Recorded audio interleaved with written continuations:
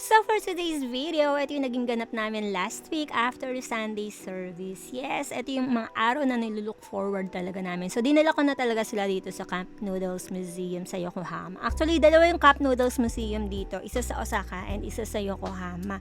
Since ito yung pinakamalapit sa amin, dito na lang kami nagpunta. And it's our second visit here. Yung first time is nung pandemic pa, ang tagal-tagal na noon. At hindi ako nagwa-vlog pa that time. Pero marami rin akong pinost noon dati sa Facebook. But since 5 o'clock na yung available time, we opted for it. So, yung entrance fee pala dito, yan ipapost ko na lang. Screenshot nyo na lang para makita nyo. Kaya lang, di na rin kami nakapaglibot sa museum and exhibit nila. Pero napanood naman namin yung history ng cup noodles. And nakaka-amaze guys, kasi lahat ng mga noodles nila is naka-display dito. And dumiretso naman kami kagad sa 5th floor kung nasaan yung My Cup Noodles Factory. This is always a hit with the kids kasi they get to create their own personalized cup noodles. Ayun nga, after namin mag-line up, sobrang dami talagang tao. Each of us got a blank cup. May bayad din to guys, I think 700 yen. Tapos we got to draw and design our own cups using mga colored markers. And ayan nga si Kaden, nag-finish muna ako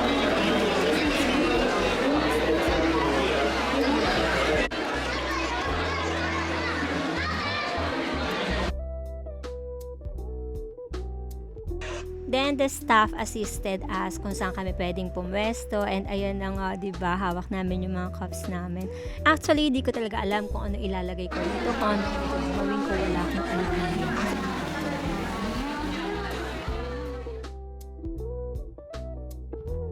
And after ko nga lagyan ng date, ayan, bigla na lang pumasok sa isip ko at bigla kong sinulat yung 1M and my manifestation mantra sa cup ko. Because I still believe that thoughts create, kaya dapat lagi ko siya makikita pagka nilagay ko na siya dito sa harap ng bed ko.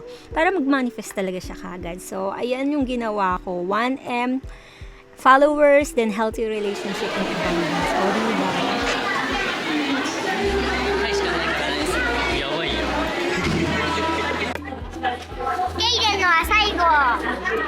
A few moments later. After decorating, we moved on to the filling station, and I think this is the best part of it kasi we get to choose our favorite soup base and toppings.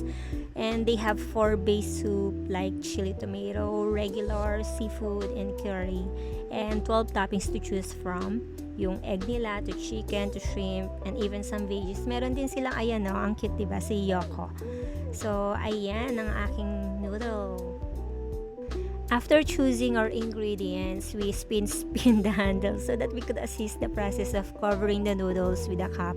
And ito yung tinatawag ni Momofuku Ando na upside down method niya. O diba, astig. And the next step naman, itong pag-seal ng mga cup namin to preserve it syempre.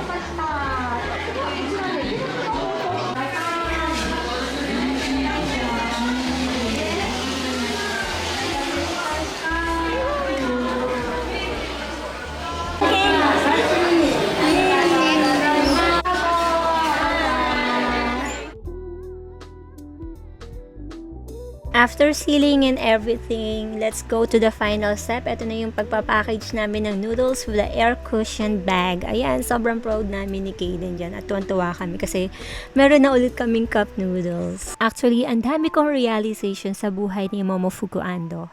Yung nag-imbento ng cup noodles at sa history nito. I realized na if you really want to be successful in life, you should never stop from aiming it. Imagine, no, 48 years old na siya when he invented chicken ramen or yung cup noodles. He never stopped from trying and he never lost his enthusiasm for product development. And at age 91, guys ha, age 91, na-invent niya pa yung space ramen, na kauna-unahang ramen na pwedeng kainin sa space. Ay... So, age doesn't matter talaga if you want to achieve something in life.